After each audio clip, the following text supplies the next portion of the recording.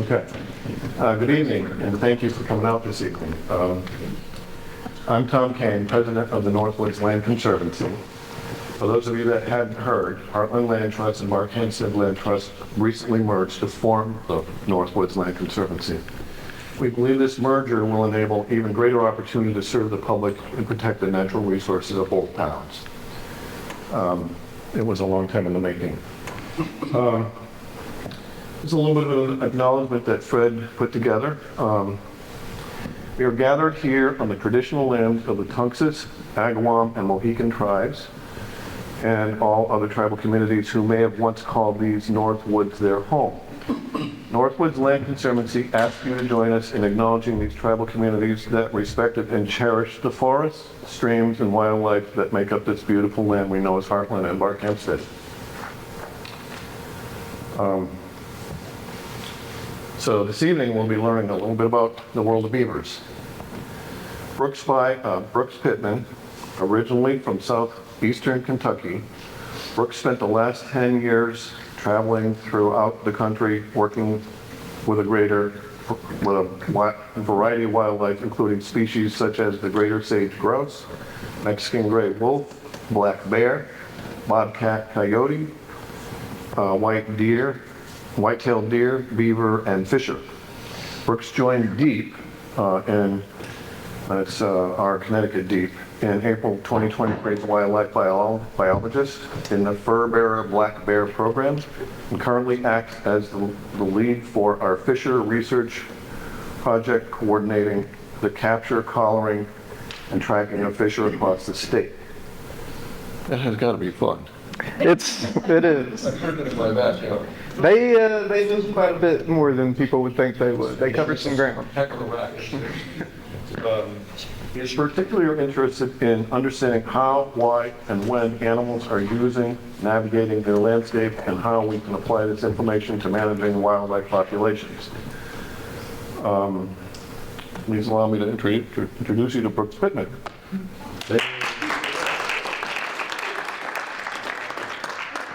Okay, guys. So yeah, I am. I don't know if I would quite call myself an expert on beavers, but it was the topic of my master's thesis.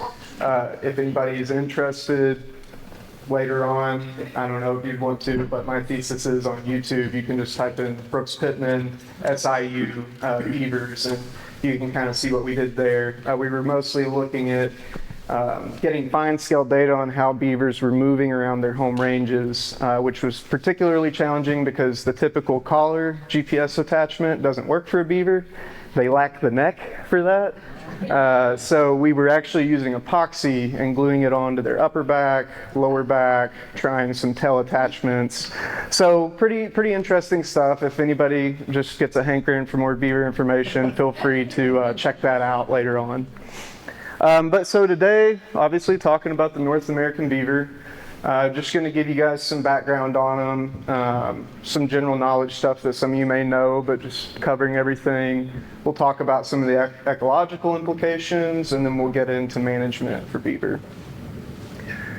Okay, there we go. So first and foremost, I think it's good to just clarify, make sure everybody knows there are two species of beaver. You have castor fiber, the Eurasian beaver, and then our beaver, North American beaver, Castor canadensis. These are very, very similar to the average person. If you looked at both of them, you're probably not going to be able to tell the difference very easily. The skulls are just a slight bit different. You can tell castor fiber's skull is a little bit more elongated than the North American beaver. But other than that, some very small differences are the coat.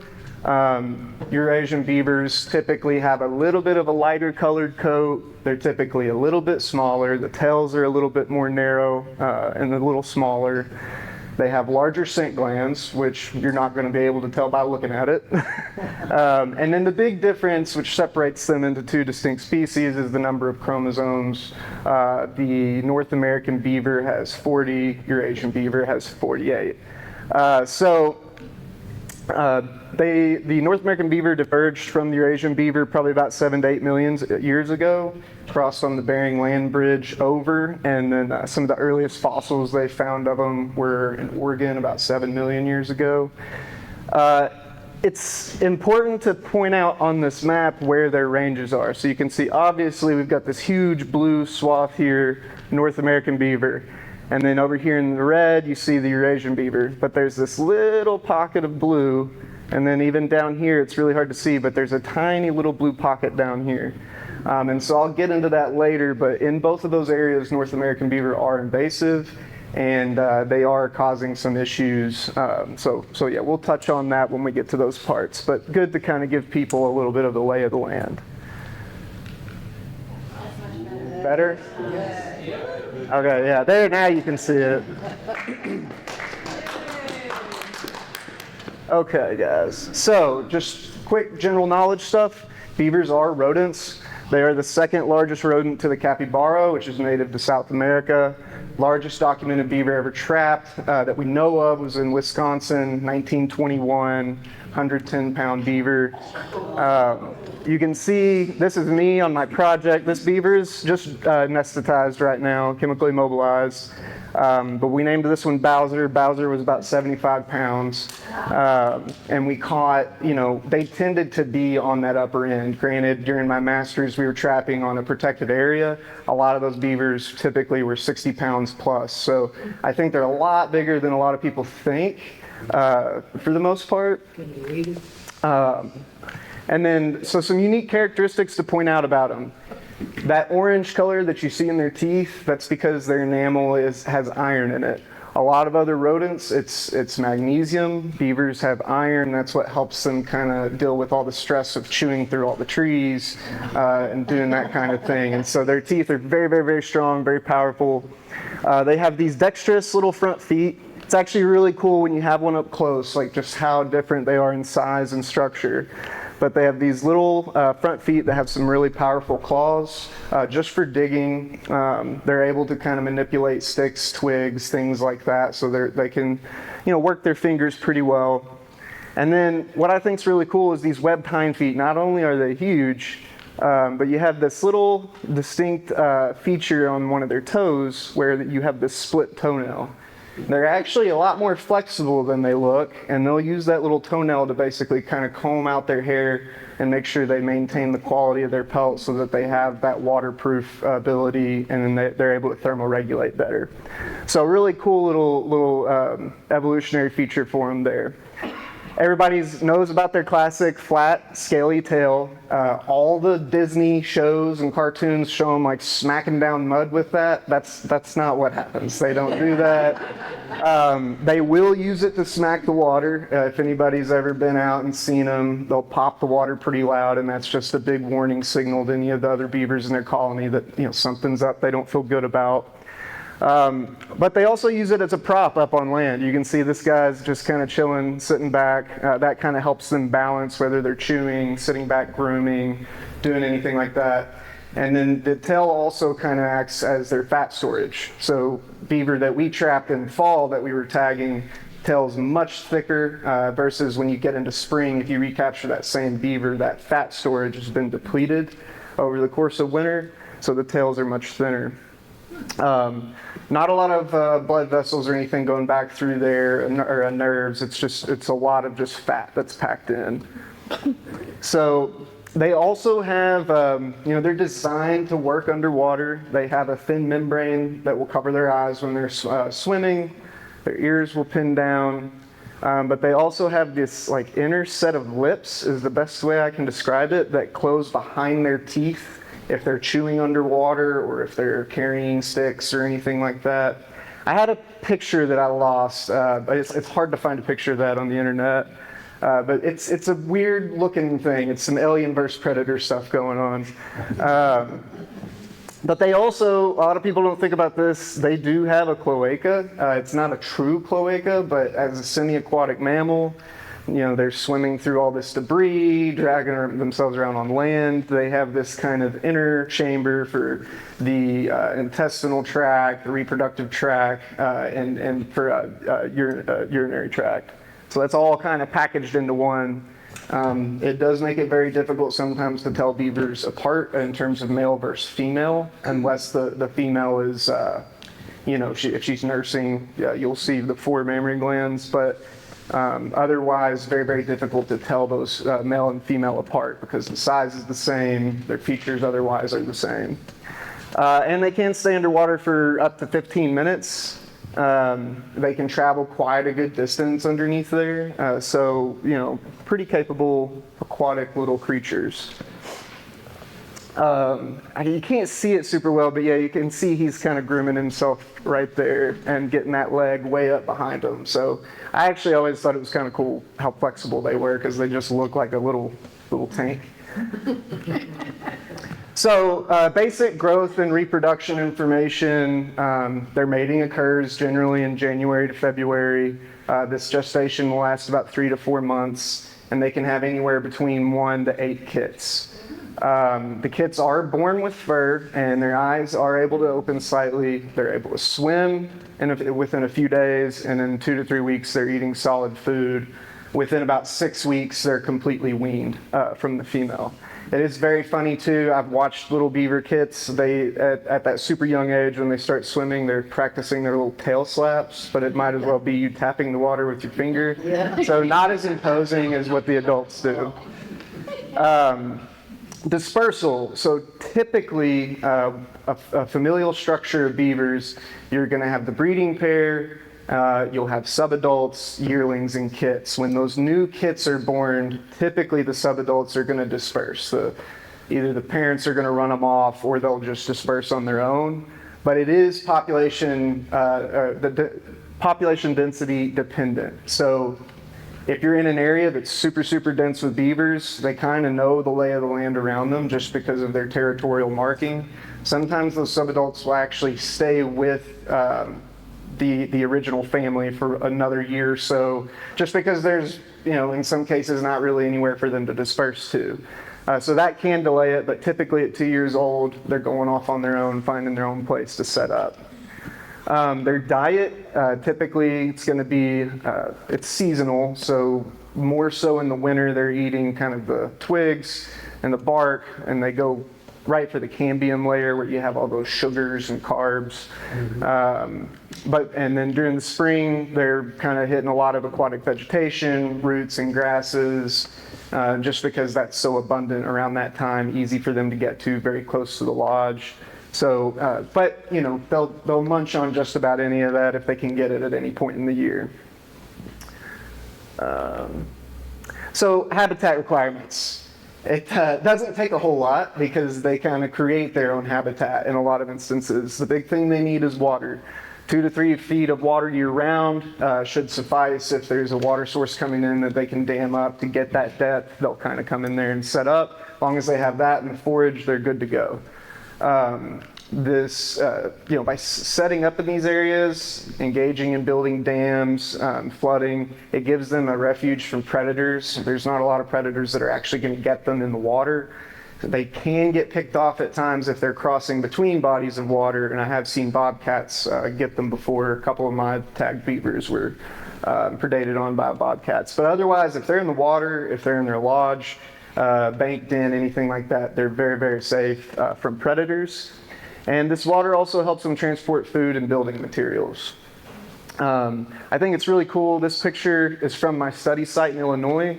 And you see they build these, they're called beaver runs. And so basically these paths that they tend to travel, they excavate out all of the sediment and create this little runway that they'll travel through. If you're ever wading through the water and you're not being careful and hit a beaver run, you're probably going to fall down in the water because it's about a 2 to 3 foot difference. But this basically just ensures that even in times of low water level, that they still have that pathway that they can travel through where that water's filled in. Again, with general behavior, they build lodges, they'll build bank dens. This is your typical classic lodge here. They will do the bank dens though as well.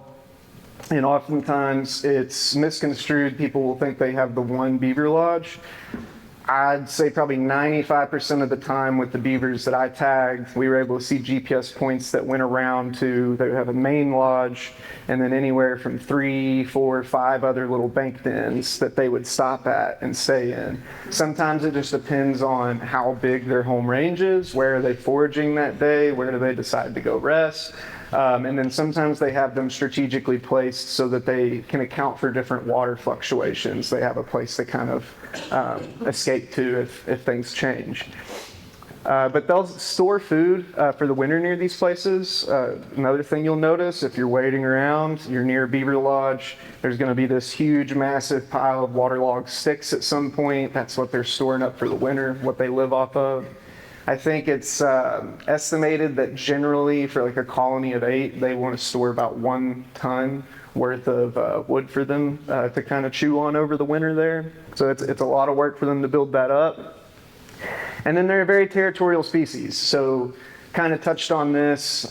They will mark what's called these castor mounds with that scent gland that they have. And if you're ever walking around a beaver pond, or wetland, you can smell this. It smells like very much like vanilla, but you'll see this little mound. It's just a mound of wood, sticks, and then they'll deposit that gland scent on top of that.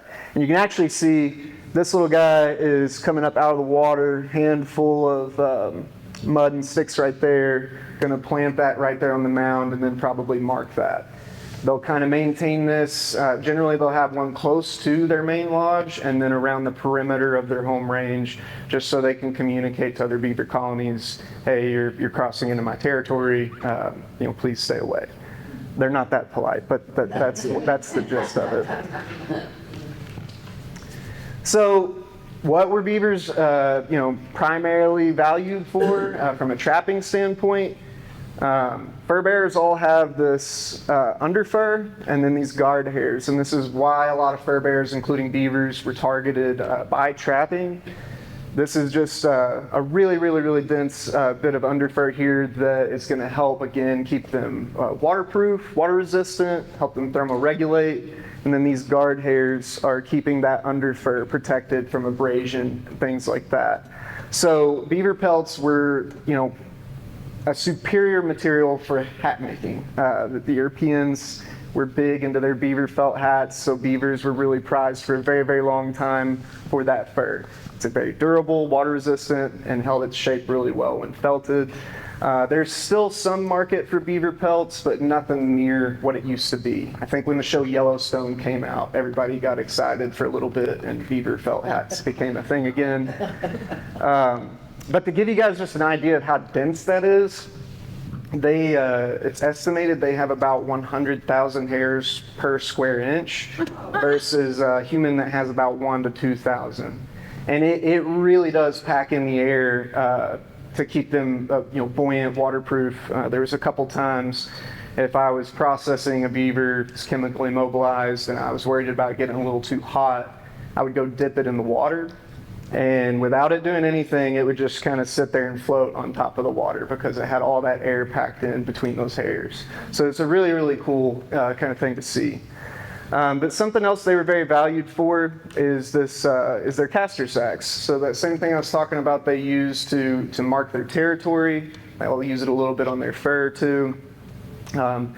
It's been classically used as a traditional medicine for anxiety, menstrual cramps, things like that. But there's no research to suggest that it's actually effective. It's just one of those things people pass down and try. It was also been used as to help with perfume, incense, just with that smell it elicits.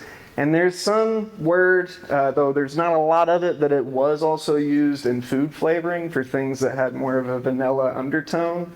Don't think that's as common practice now, but that was a thing. But then just for the general common trapper back in the day, they provided food, clothing, and a source of income. So very valued species for those things. So going back to when the fur industry had its big boom, this was a big deal for beavers. Beavers at the time were found throughout North America, like I'd shown you guys that other map. Their population was estimated at anywhere from 60 to 200 million. I've seen estimates up to 400 million. Bottom line is there were a ton of beavers on the landscape. And then in the 1600s, 1800s, it became the new fad and fashion to make these beaver felt hats. This kind of coincided right with when we were colonizing America. And it just so happens that they had kind of tanked out the Eurasian beaver at that point. Their population was very low. So beavers are sometimes, and rightfully so, credited for helping us settle the West, because a lot of our westward expansion was people going after beavers, getting over to the Rockies, expanding up into Canada to go after those. But unfortunately, all the unregulated trapping and harvest, there was a big loss of habitat due to agriculture and deforestation. Beaver numbers tanked. They basically were extirpated from a lot of their areas in the eastern part of the U.S., which just basically means they disappeared. Again, lack of habitat and just getting hammered by harvest. And so it's estimated by the early 1900s, when the first fur boom kind of came down, that the population was as low as only about 100,000. So the population really took a hit over the course of about 200 years. And just to tie in trapping and fur bearer management a little bit with this, because I do think it does go hand in hand with beavers a little bit. Beavers, along with other fur bearers that were harvested during this time, during that fur trade, really is what kind of helped the onset of what our modern day fur bearer management is. Without that and us seeing the need basically to say, hey, we're ruining our wildlife populations, we need to do something about it, we wouldn't have all these species that we have on the landscape today. So a couple of things happened. The big one was the Pittman-Robertson Act. It's partly why I have a job, so thank you, Beavers.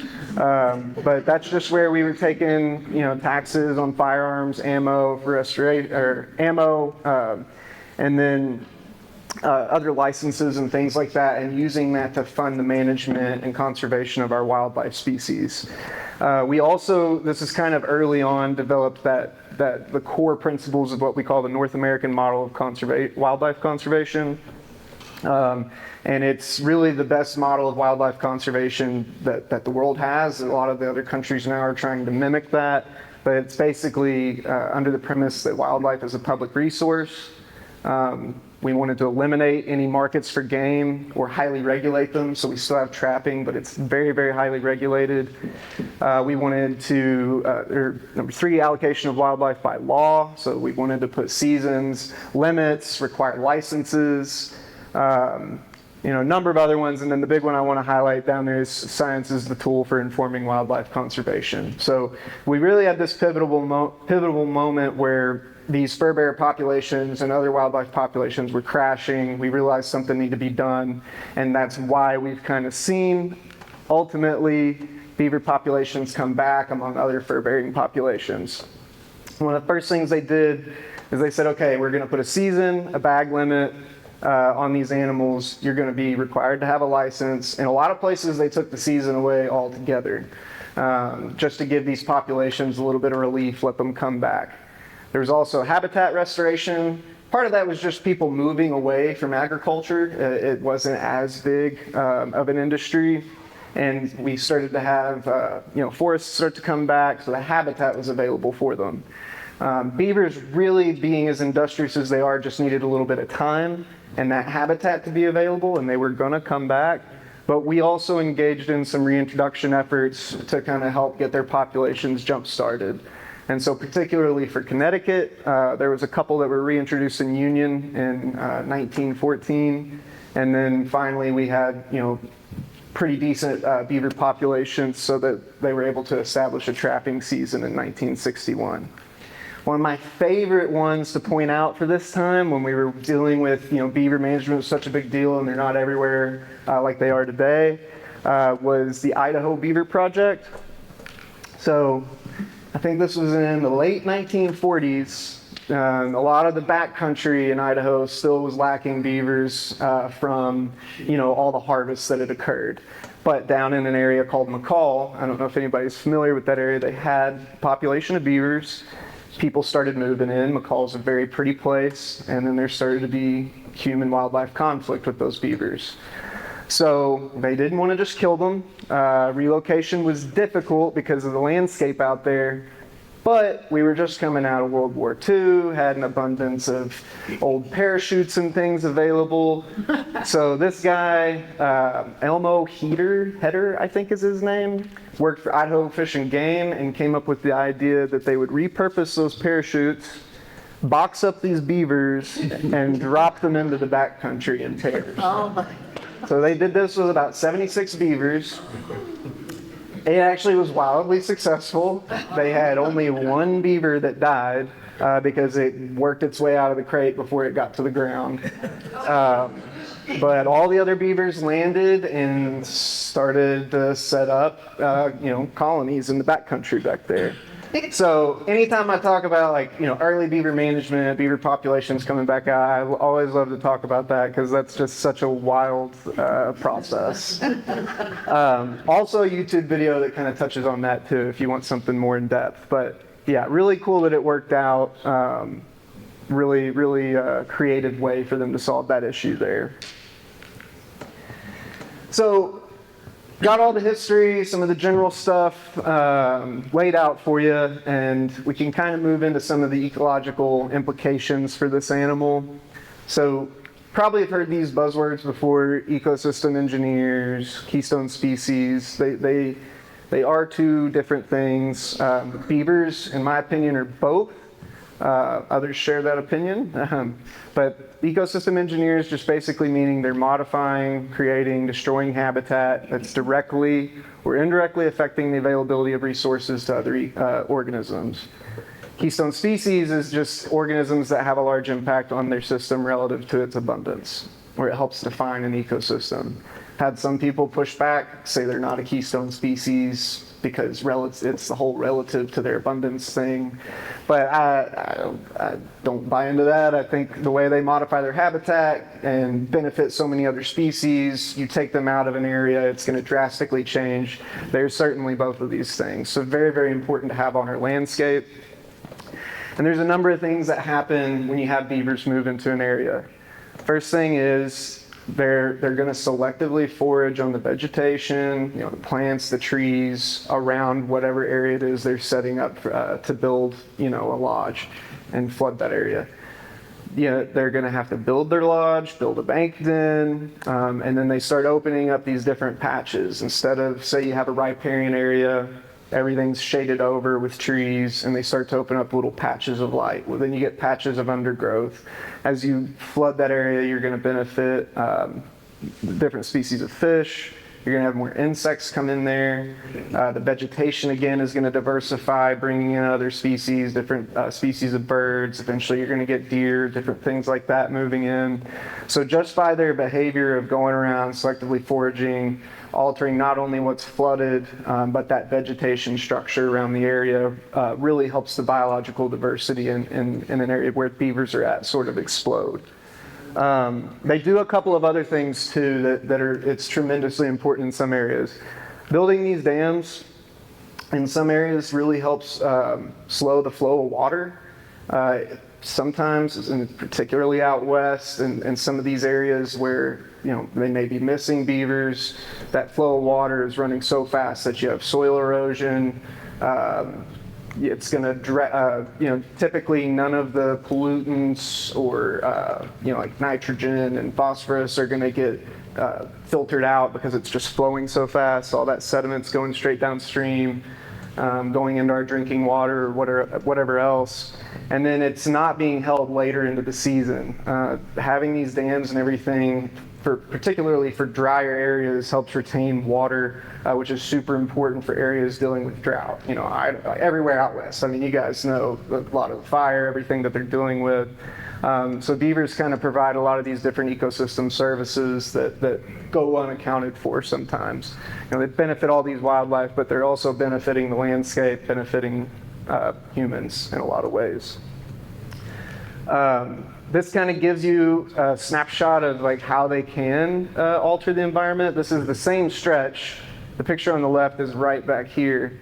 But this area is used as grazing, and presumably they're keeping the beavers out of this area. It's just mostly grass. You might have a couple of shrubs. Where the beavers have been allowed to kind of go in here and do their thing, there's more groundwater to feed these larger shrubs and vegetation. You can see it's patchy depending on where they're moving, what's flooded, what they're feeding on. And so I guarantee you that in that patch, you're going to have a lot more different species of birds, probably even fish. These deeper pools are great for trout. They stay cooler. Some of the dead vegetation provides cover for them. So a ton of different little benefits there. And I think this picture just kind of shows right in the same spot how they can really change how patchy that is. Ecologists love patchy. That's good for diversity. This kind of monotype environment is typically not a good thing. So specific examples on how beavers have impacted ecosystems. How many people have heard about the whole, wolves saved Yellowstone? Everybody pretty familiar with that? All right, well, the beavers got a raw deal there because they really helped with that. That story is a bit romanticized, and I don't want to take too much away from it. I do think predators need to be on the landscape, and predators play a heck of a role, in their own right. But in Yellowstone, they had a lot of this disappearance of willow and aspen, and it was due to this overgrazing, or at least, from a zoomed out view, it was billed as just overgrazing. But part of this was, yes, some of the overgrazing led for beavers abandoning some of these smaller spots because they didn't have their forage or their building materials.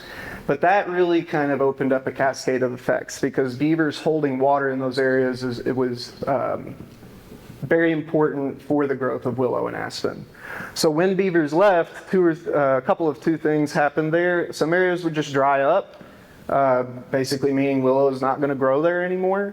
And then some of those areas, if the water was still running, if there's no, again, dams for that water to be the flow to be slowed at all, it's just ripping through there, it's eroding the banks, and then on top of not having the willow to kind of stabilize your banks, you don't really have the chance for any of that to grow. So yes, they put wolves in there, but at the same time, there were other predators that kind of came back, and then getting beavers back into some of these areas is what really kind of as a collective whole helped restore some of that habitat in Yellowstone.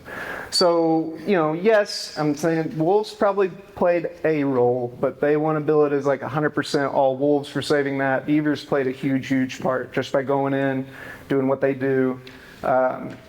A lot of biologists out there even refer to those areas as beaver willow habitat because it just goes hand in hand. So very important in that. They don't get any credit ever in any postings, so I like to point that out as well. I kind of touched on this, and I'm sure some of you guys have heard about this too, but the whole beaver activity increases climate resiliency. And I think this figure shows it pretty well. I know the text is small. I'll explain it to you guys. But if you can see a little bit here, this green patch is where they've reintroduced beavers, whereas like over here to the side, they haven't. And you can tell how much thicker that vein of vegetation is just from this satellite imagery. And really what's happening out west is again, they're improving that water retention late into the dry season. And so here you can see without beavers, you've got your stream, and then you have a little bit of precipitation on top, just ground level water. But as you get into the dry season, all of this dries out. All these plants dry out. They have no real source of water over there. And then when the fire drought comes through, it burns all of that right up to the banks of that water. It's all gone. You're starting from scratch. Whereas basically when you have beavers in one of those areas, you retain some of this groundwater. So when there's a burn that comes through, it doesn't just wipe everything out. You get this nice little nucleus that survives, and then those plants and everything can spread back out from that point rather than just starting from bare bones scratch. Again, it's really important for people out there. There's a lot of farmers, ranchers that rely on water late into the dry season. Having beavers in those areas ensures that their cattle or whatever their fields have some of that water still trickling down late into the season. So there's been a ton of work that's going on out west trying to figure out even putting in basically human-built dams in areas to slow stuff down, people reintroducing beavers into certain areas just to get that impact that they'll have to sort of fight the whole drought system or drought problem that's going on out there. But really cool kind of thing that they're doing. And you know, there's going to continue to be a lot of research, so feel free to keep an eye out on that type of stuff and see how they're using beavers out west. So after all of this, you're sitting there thinking like beavers are like Superman. Isn't it awesome? You can put this into generating AI and it just pops it right out. So it's like, it's great, man. They're creating habitat for fish, insects, plants. Like they're helping people. They're helping fight drought. Like everything's awesome, great. That's not always the case. They can cause issues as well. So you'll remember I pointed out there's a tiny little blip in South America where there was a population of North American beavers. And that's because I believe in 40s, I think it was the 40s, 50s, they decided it was a good idea to release about 75 individuals into Tierra del Fuego because it was relatively unpopulated by people, and they wanted to establish a fur trade down there, get a piece of that money that was coming through. It didn't really take off in terms of an industry, but the beavers did. There's very few natural predators for them down there. And the tree species are not adapted to deal with the flooding and the chewing that occurs when you have beavers around. And so what has happened is about 90% of the rivers and streams on the Chilean half of Tierra del Fuego have been redirected by beavers. So you've got these patches, I don't know if you can tell, but these little valleys that have been flooded, and these trees have all died out. Again, not a lot of predators coming after them, and these trees are just not adapted to handle that. And so this is also kind of contributing a little bit to global warming. Those downed trees that were previously sequestering carbon for us are now releasing all of that carbon. And it's kind of a runaway effect down there. They really don't know what to do. Trapping and hunting, the trapping has not been very popular in terms of the public view. Nobody really wants to participate in it. Hunting is relatively ineffective. Again, you don't have the natural predators on the landscape to help. And so something else they're seeing also is that beaver habitat also creates habitat for other species, including muskrats, who very commonly will follow beavers around. They'll actually hang out sometimes in their lodges. They'll bring in little grasses and sedge and things like that during the winter to help kind of make the inside a little bit more cozy and more food availability. But they come in, and then mink prey on muskrat. So mink are also following them in, and then just by virtue of those being present, some of the native waterfowl and some of the native rodents are getting hammered by the mink. So it's really kind of this cascade of effects that's gone very badly down there. I know I would hate to be a wildlife manager in that area because frankly it would just be a very hard problem for you to try and find a solution for. So good in some areas, very bad for Tierra del Fuego down here. There's also very recent research popping up about beavers in the tundra. There has been some population expansion northward, and there's regions of western Alaska where in the past probably 10 to 15 years, the number of beaver ponds has been doubling. So with things warming up a little bit, more woody vegetation is growing up there. That's more building materials for them, so they're kind of following that line. But this is going to start running away from us too, because as that surface water increases, it's going to retain a little bit more heat. That's helping with the thaw of the permafrost in that area. It's releasing more greenhouse gases. And so you're seeing this effect again of a little bit of a runaway effect where just by their behavior up there, they're increasing the release of those greenhouse gases. It's going to warm the climate. It's going to increase the range that they can expand and so on. They don't really know yet what the implications of this are. Like, what does this mean for fish species, birds up there? For locals, it's just such a new development. They kind of determined that this change was happening, probably in the last 15 to 20 years. And so there's just still not a lot we know about it. But we do know that it is causing that permafrost thaw. And again, you're getting a larger release of greenhouse gases. So they're cruising right on up through there. It's going to be an issue for wildlife managers and researchers for a while, for sure. And then last, I pointed out this pocket in Europe, sort of on the border with Asia there. Well, in the best intentions of, that they could have had back in the 30s when we were all like, hey, gung-ho, let's help these animals out, they didn't know yet that these were two separate species, which is fair, because if I look at them, I'm not going to be able to tell the difference. So they were releasing North American beavers in parts of Europe. And then it wasn't until the 70s they determined these are different species, they can't interbreed. So what are the implications of that? Well, if anybody's kept a finger on the pulse in Europe, they are grinding to try and get their population of beavers back. It has been a struggle for them because, frankly, the wildlife were under a lot more stress over there for a lot longer amount of time, and so a lot of their wildlife populations have struggled.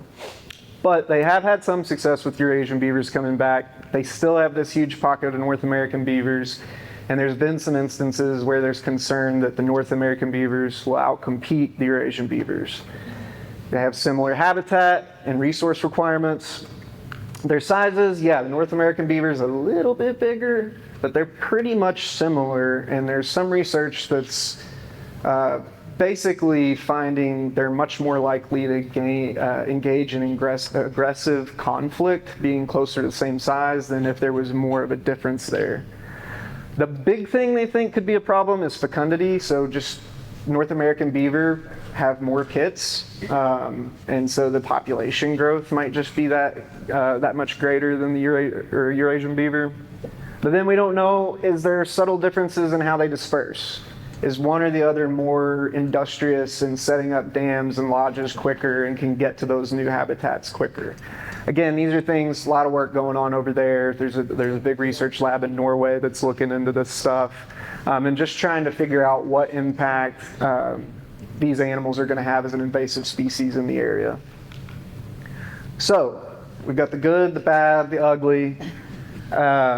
You have all this stuff to take into consideration, and that comes back to beaver management.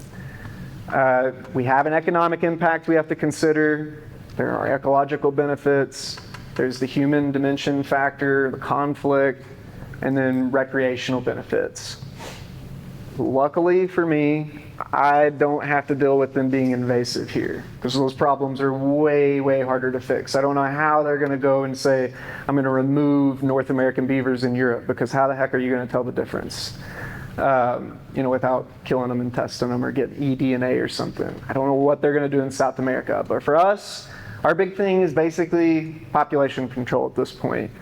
The problems we run into a lot, it's just beavers being beavers, and they'll dam up culverts, they'll flood agricultural fields, timber industry sometimes doesn't like them, and we get a lot of calls and complaints. People have got an ornamental tree that the beavers decided it's going to take down. So, it's a big problem. The really big one probably is culverts, blown culverts, and destroyed roads. Just costs a lot of money to fix, and a big pain in the butt. And this can cause, millions of dollars worth of damage nationwide.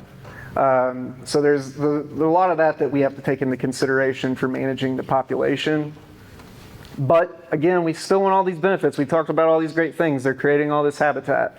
We've got the landscape diversity. There's soil and hydrological benefits. People can go out. How many places have a viewing platform for a beaver area where you can stand out there, check everything out?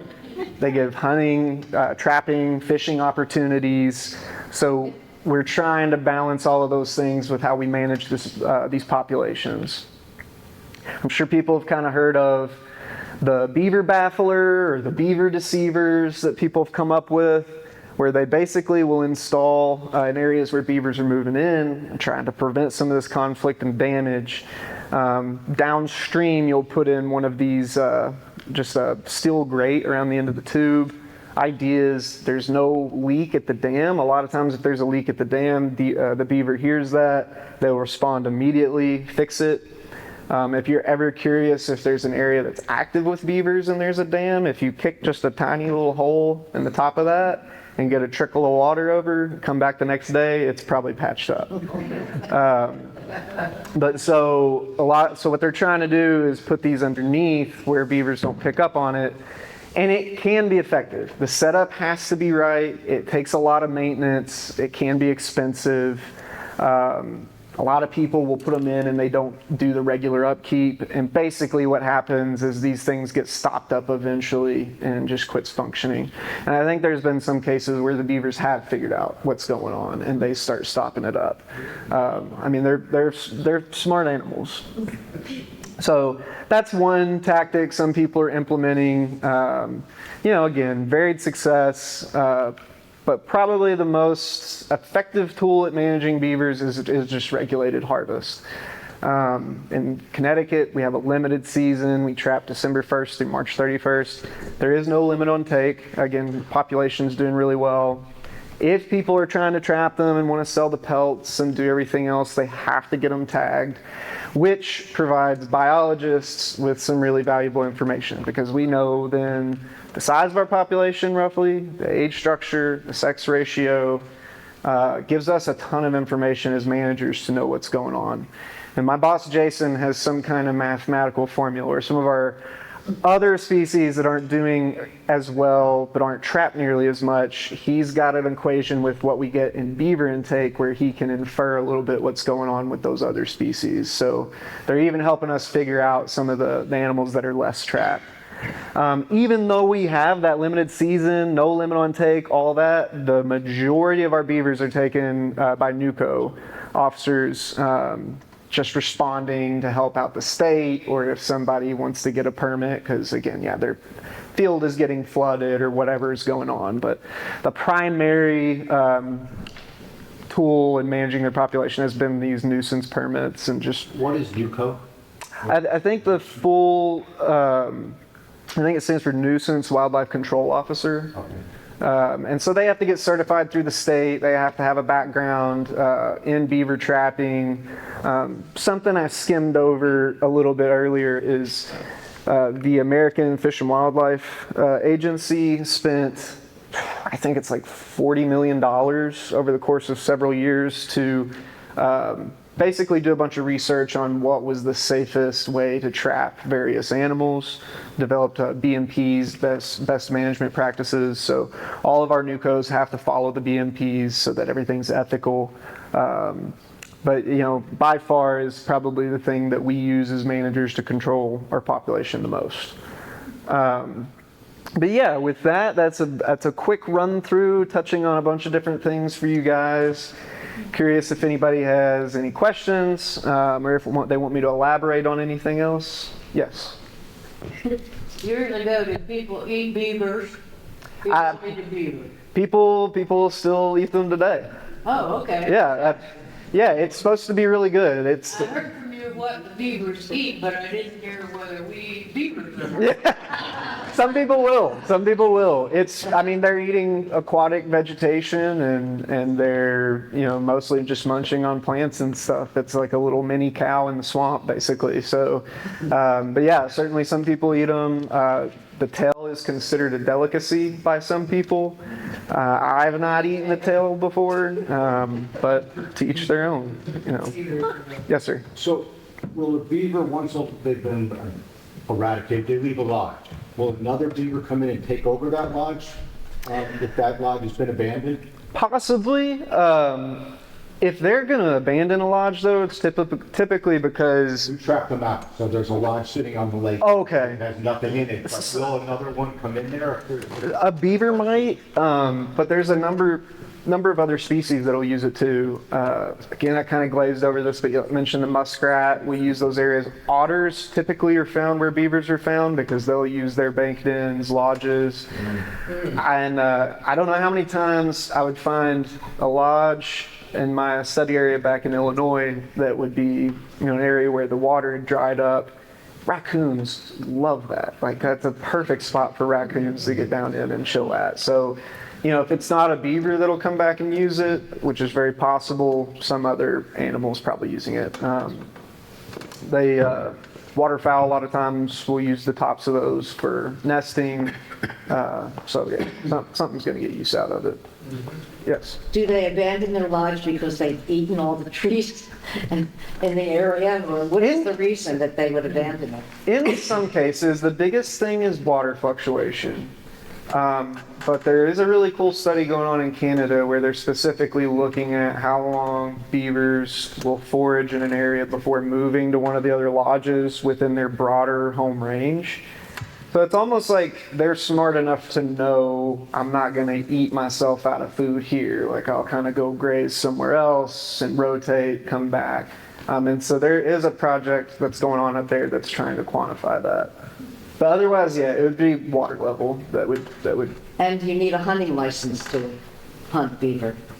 Trapping license. A trapping license? Yes. Okay, and does Connecticut have a relatively large or small amount proportionally of beavers in the state? I don't know the exact number, but we have a very healthy population of beavers. They're certainly not an animal that anybody is concerned about. I think the biggest limitation for beaver populations in general now is they've repopulated most of the habitat they were originally, except for areas where we've modified the landscape, created cities, things like that. And then the limitation again comes back to, okay, when do they start to come in conflict with our structures? So that's really the only limitation. A lot of our natural predators here, that would go after a beaver have also been extirpated. So really it's only a bobcat, maybe a coyote would get a beaver. Fish are so tiny, that would be biting off more than you could chew, no pun intended. But yeah, so there's not a lot threatening them other than us keeping it in check with So we traps. just have a healthy population in Connecticut. Right. And what is the mechanism by which they could stay underwater for 15 minutes? It has to do, I can't tell you exactly, I know it has to do with how their lungs transfer the oxygen throughout their body that basically keeps it from becoming toxic to them, but I don't know exactly off the top of my head. Yes, sir. Dispersal, how far will they disperse? Do they walk miles, tens of miles? So that's always been tough for people to suss out because they couldn't get the GPS transmitters on them. And if you just have the other thing that we'll often use as wildlife managers is a VHF transmitter where you have to be in range of the animal, hear it. And for an animal that wants to crawl into a hole in the ground and they're not out during the day, that can be tough. So a lot of the earlier studies didn't catch exact dispersal distances. I can tell you in my study, there's a great spot for them to be, but outside of that was all ag. And I had one individual that one night went out in this big circle around that area, all ag field, and it was mostly traveling on land, and traveled 3 miles in that one night, and then eventually curved back around and came back to where it started. So they can actually cover a surprising amount of ground on land if they need to. But in terms of what's the max distance, it's hard to say. Just not a lot of people have that data. Yes. What's like this average size of their like home territory? Very small. Very, very small. It was like, oh man. I'm trying to remember the estimates from my study. I think like a big one was like a couple hectares. Like it wasn't much of anything. Because for them, it's just, if they have everything they need in that one little spot, they just don't really go anywhere outside of that. And they have something else I found was they had a healthy respect, even though we had a really dense population of beavers in that area, a lot of different colonies. I was trying to get transmitters in all of those colonies, and even though I knew roughly where their castor mounds were, which kind of signaled the edge of their home range and where they're trying to keep other beavers out, most of their GPS locations still left like a buffer. It was like a nice neighbor thing. They were all like, "I know you're over there. I'm not going to push it. Not going to get too close to your yard." So that was pretty interesting, just a way for them to avoid conflict. Yes. How long do they live for? How long do they live? Yeah. In the wild, 10 to 12 years.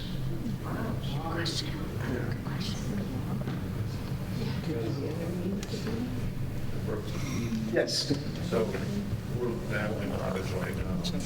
Beaver pond, stock of trout, that beaver structure, trapped out of the beavers. We have a license to trap them. But otters are a little more challenging, and I think they're using the beaver structure. We're planning on dismantling it, removing it somehow. Where's that? Above the West Street, the club.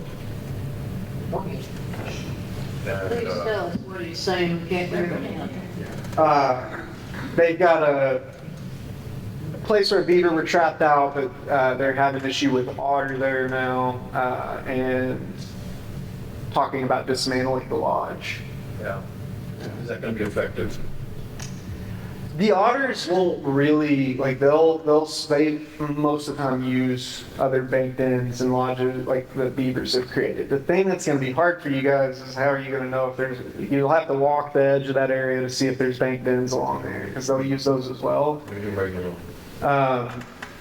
Their lodges are very well made too. I have to say, like, it looks like a pile of sticks. They have like woven those things in there like a master engineer. Because I had a low budget for my project back in my master's, and I only had a very few amount of transmitters, and they would typically shed them at a certain point.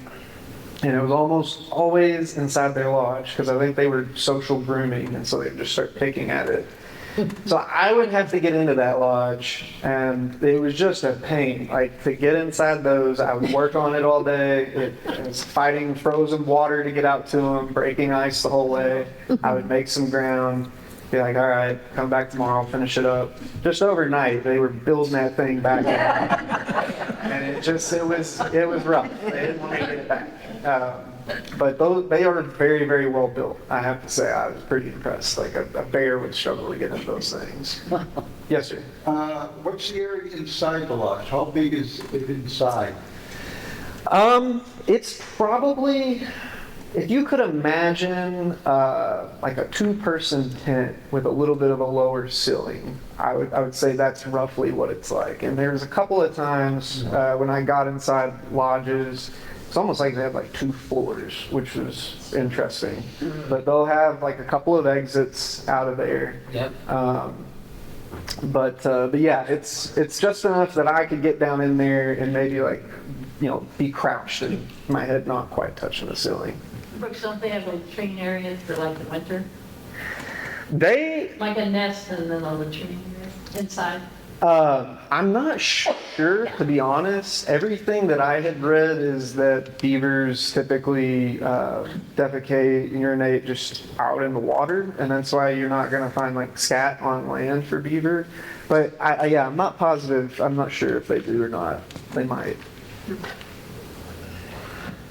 So what about beaver fever? Is that a thing? Yes. It is. Yeah. It's just giardia, so it's just typically associated with areas where beavers are at, and you just got to be careful about washing your hands and all that if you're around beavers. That being said, I mean, I've trapped and handled a lot of beavers, and sometimes I was not being smart, and I would forget and have my lunch out there. I never had an issue. My boss, Jason, on the other hand, I think he gets it once a year. So, so yeah, it's something to watch out for, but easily avoidable. Yes. If I wait for when that ice is formed on the pond in a northern situation, do they stay in the lodge most of the time, or are they still active? They're still active.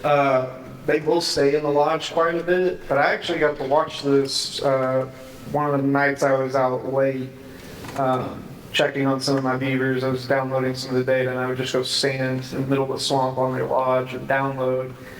And they actually came out. We had ice layer down there, and they immediately went to work, like chewing out their little pathways through the ice. And so I think they'll try to maintain that in areas where they can get out and about. Now, areas where it gets super, super thick, I'm not sure. But I know for there, they just maintained their travel ways, which was nice. I followed it up. It was great. I didn't Yeah.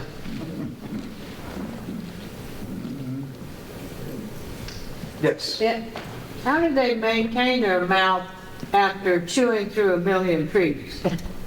The chewing actually maintains it for them because their teeth are constantly growing.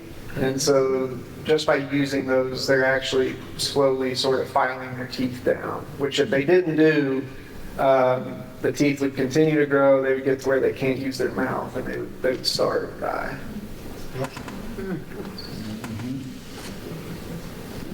Yes. When they swim through the water, like kind of like fast, how do they see underwater? Like, isn't it really blurry?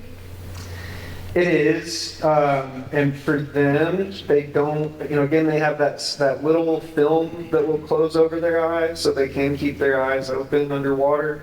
That being said, they don't see all that well. They spend a lot of their time in the dark. Not saying they can't, but they don't see all that well. So I think a lot of it is to sensing with like the whiskers and things like that. They can see just enough to be dangerous. So I'll say that.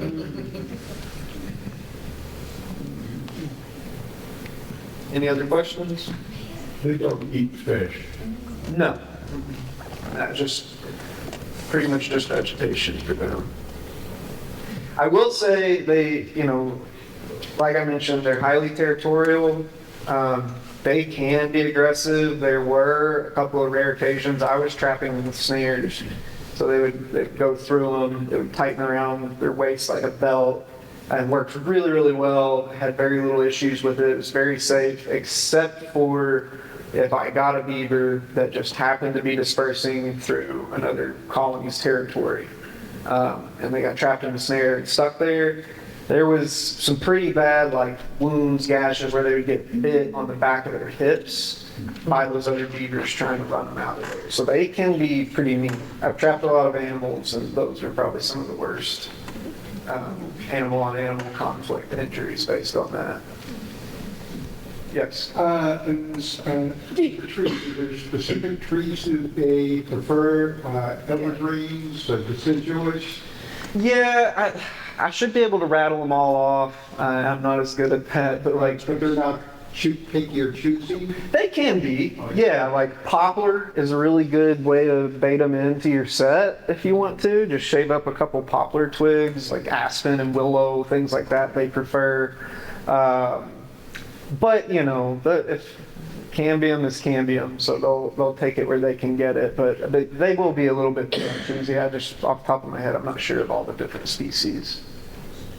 Not a question, but down on Stanley Brook the other day, I noticed a place where there had been a beaver dam over the years. And just recently, I saw another one. Oh yeah. Right off of Route 20, coming up Canal. And I looked over there and I said, oh, beaver's back. Decided to move back in. And yeah, they'll set up other dams and stuff just to kind of, I don't know, they have a good feel for the area. They know what they need to do to get what they want. Yeah. How threatened will they be by the current drought conditions we're experiencing? How is that going to affect them this winter? I don't expect, they're the ones that are kind of fighting against that for themselves. So I don't expect our beavers are going to have all that much of issue. They might have to modify and shift their home range slightly to account maybe for areas that dry up or other areas that may retain water, but I don't think it would have a significant impact on their population. If I can say, the CCC pond down there. I was down there on Saturday, and there's a large beaver house. It used to be the old one for decades, there, since the early 60s. And there's beavers there. It's a big house. And that water is as high as I've ever seen. The old beach area that was the CCC camp that built that pond, it was a beach area, completely covered with water. The old big actual exit, the water came out and covered over too. And so there's a lot of water there. It's as big as I've ever seen it before. And I fished down this in the early 60s. Where's that? CCC pond. Where is he talking about? The CCC pond. Headed out to West Hartford. Yeah. I've heard of it, I just never been there. Yeah. Guys, any other questions? Came from. Yeah, no problem. No problem. Happy to talk about beavers. Thank you.